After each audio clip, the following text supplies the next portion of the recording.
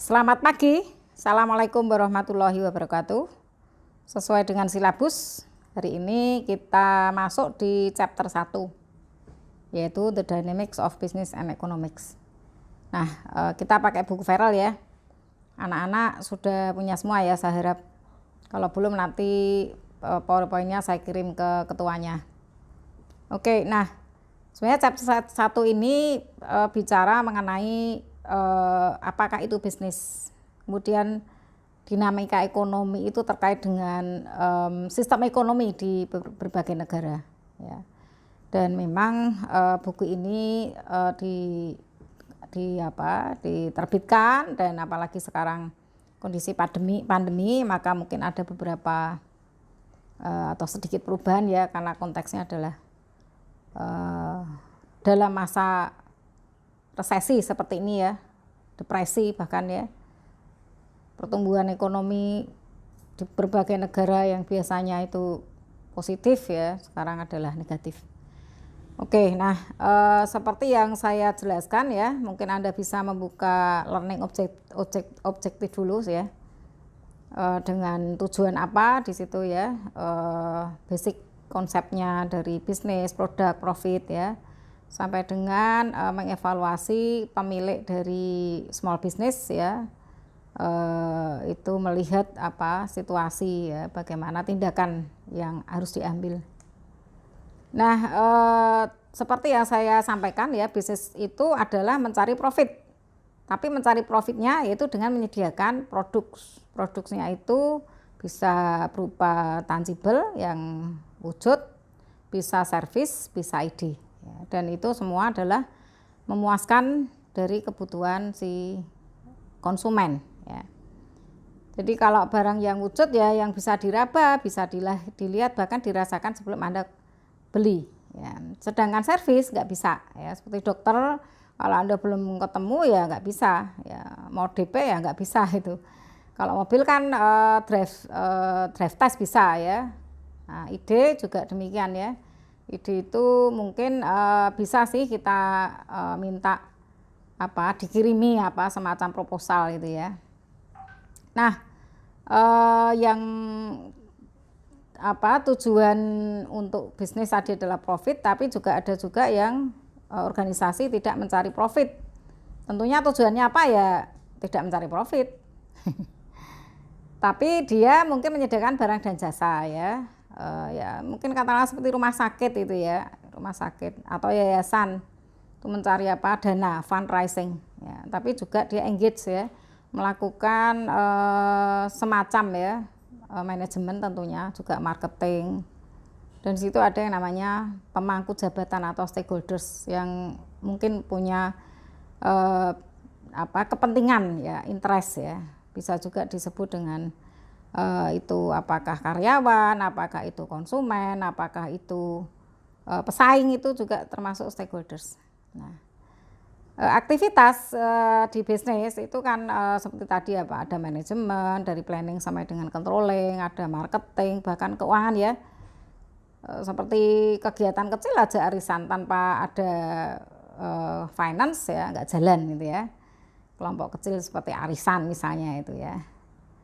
Nah, di lingkup kita overview itu ya, business world, kita lihat di luar sana lingkaran yang eksternal adalah competition, ekonomi, digital teknologi, dan ada legal, political, and regulatory forces. Nah, kemudian semakin ke dalam ini melibatkan pengelolaan organisasi ya, ada marketing, manajemen, finance ya, sama.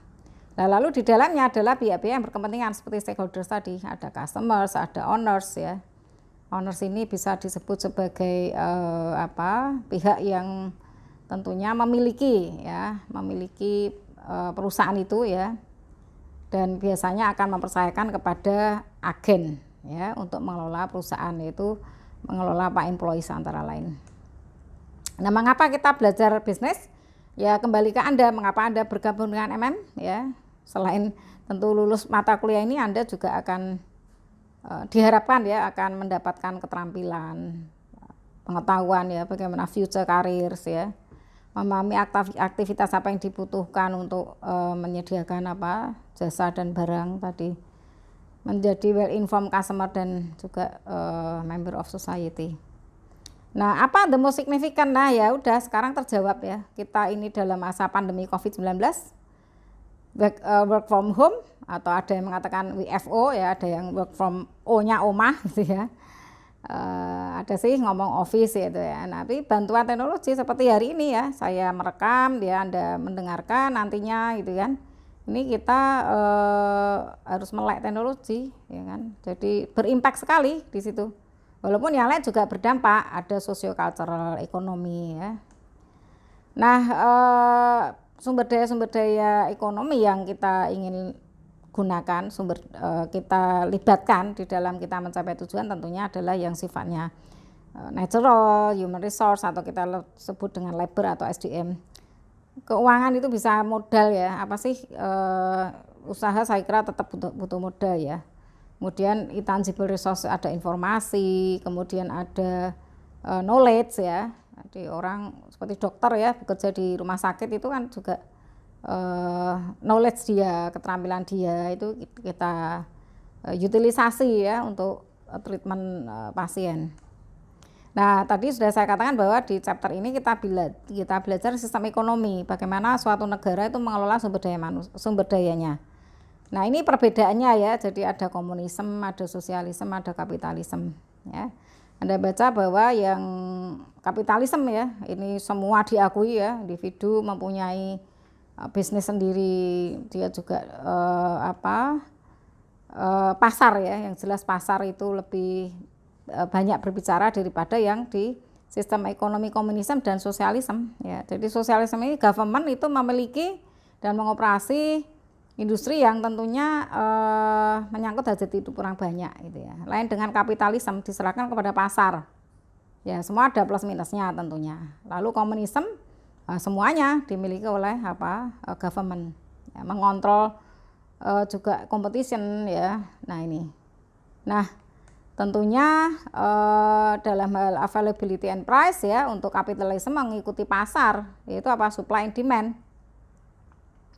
Sedangkan sosialisme tentunya juga masih ya, si konsumen punya pilihan ya, tapi ditetapkan juga oleh yang namanya supply and demand untuk beberapa produk tertentu yang tidak menyangkut hajat hidup orang banyak. Nah, komunisme lain lagi ya. Oke, nah ini silahkan Anda baca ya dari perbedaan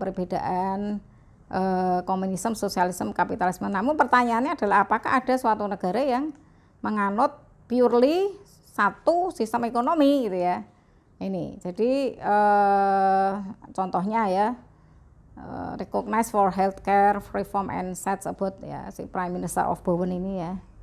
Nah, which form of government does he represents ya. Dia care pada mengakui kebutuhan untuk healthcare reform, tapi juga di situ melihat tujuannya agar bisa tercapai ya. Di situ mungkin adalah hybrid ya, yang C ya. Nah, makanya kita lihat bahwa fondasi ekonomi untuk bisnis ini yaitu beberapa perusahaan seperti di US, Kanada, Jepang ya, yang mungkin sekarang ini ya bangkit dari kondisi COVID ini ya, banyak perusahaan bangkrut ya, bahkan R&B yang bertahun-tahun dalam setahun 2 tahun aja bisa mengeruk keuntungan banyak, sekarang gulung tikar gitu ya. Nah, ini saya kira Anda lihat ya, beberapa memang apply ya, free enterprise principles ya. Kemudian juga mereka sukses karena on the basis of market demand ya. Tuh. Nah, lalu kalau bebas, bagaimana ya? Bebas untuk memiliki properti, bebas untuk mencapai keuntungan, menggunakan apa yang mereka inginkan dan menetapkan seperti apa operation bisnis, lalu memilih karir seperti apa gitu ya. Lalu kalau bicara mengenai bisnis tadi ya, pertemuan antara permintaan dengan supply, demand dengan supply, makanya ada equilibrium price ya, itu. Jadi mengapa katakanlah ya, kalau saya bicara harga SDM ya, mengapa SDM di Indonesia murah ya, karena suplainya besar, ya dengan suplai besar, demand-nya rendah, ya tentu akan murah. Lain kalau di negara yang tenaga kerjanya kurang, ya makanya akan mahal, bahkan dihitung per jam untuk semacam cleaning service itu. Ya, Anda kalau kuliah di luar negeri, Anda bisa nyambi bekerja untuk menjadi cleaning service di perusahaan, ya itu membersihkan toilet, itu mahal itu di situ. Kalau di sini ya paling satu hari paling tinggi 150.000 gitu ya. Ini karena kondisi dari pasar, yaitu supply and demand tadi. Nah, persaingan pun juga kita bagi menjadi 4 di situ ya, pure competition, monopolistic, competition, oligopoli, dan monopoli ini. Nah, untuk airline apa? A, B, C, atau D? Ada yang bisa jawab? Ya, yang tepat adalah C ya, oligopoli untuk airlines.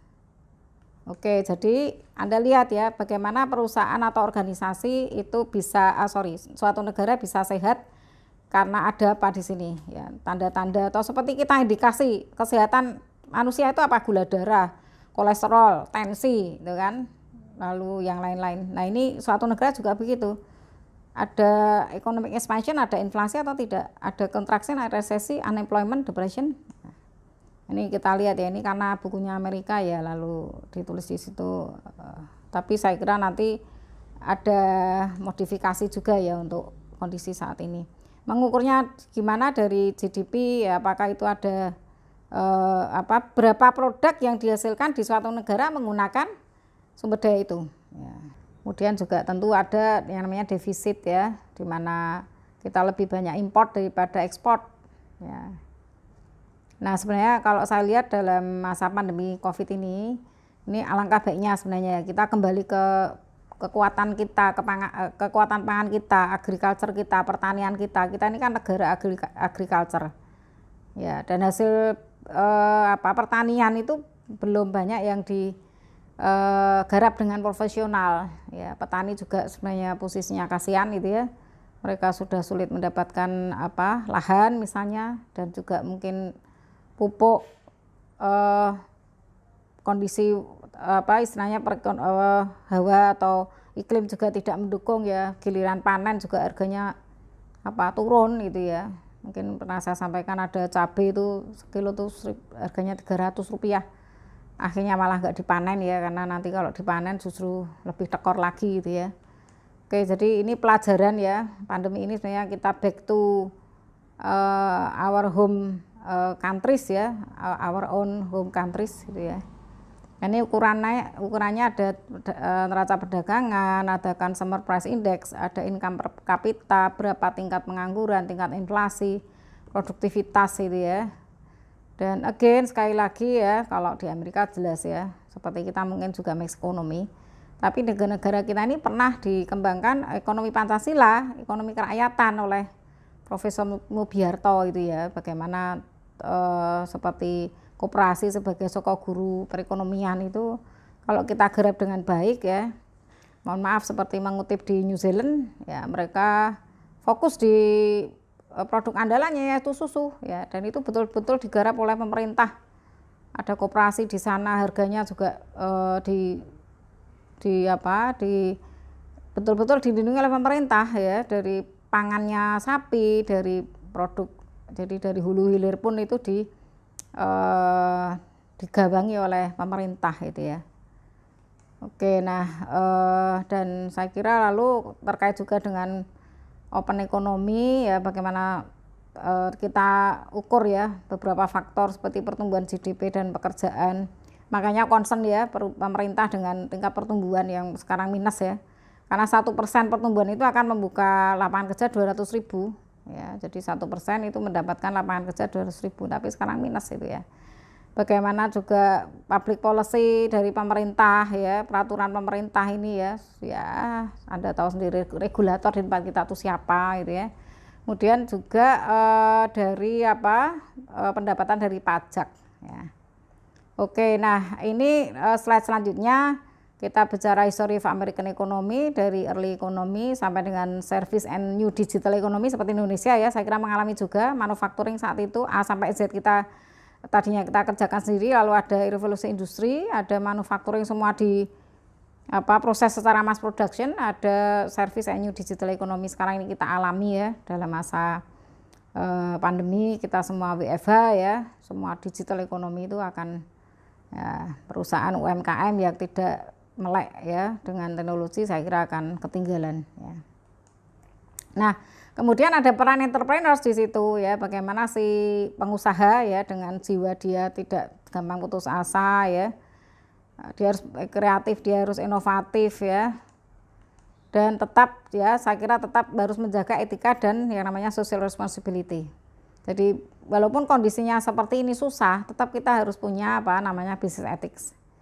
Ya, jadi itulah yang kepercayaan ya yang dibangun ya perusahaan, image-nya ya, dan diantaranya adalah juga socially responsible behavior, bertanggung jawab kepada karyawan, tapi juga Anda lihat sendiri dimanapun sekarang banyak PHK ya, bagaimana juga perusahaan mau gaji karena tidak ada pendapatan gitu ya. Oke, jadi ya bagaimana mereka kemudian reputasinya saat ini ya mungkin ada hikmah di balik musibah gitu ya. Oke, jadi saya kira pembahasan kita sampai sekian saja. Silakan nanti Anda mungkin ada pertanyaan terkait dengan chapter 1. Saya harapkan Anda sudah tahu ya apa yang dibahas di situ, dan sekali lagi tetap semangat ya, belajar dari rumah, tetap produktif dan jaga kesehatan. Selamat pagi. Assalamualaikum warahmatullahi wabarakatuh.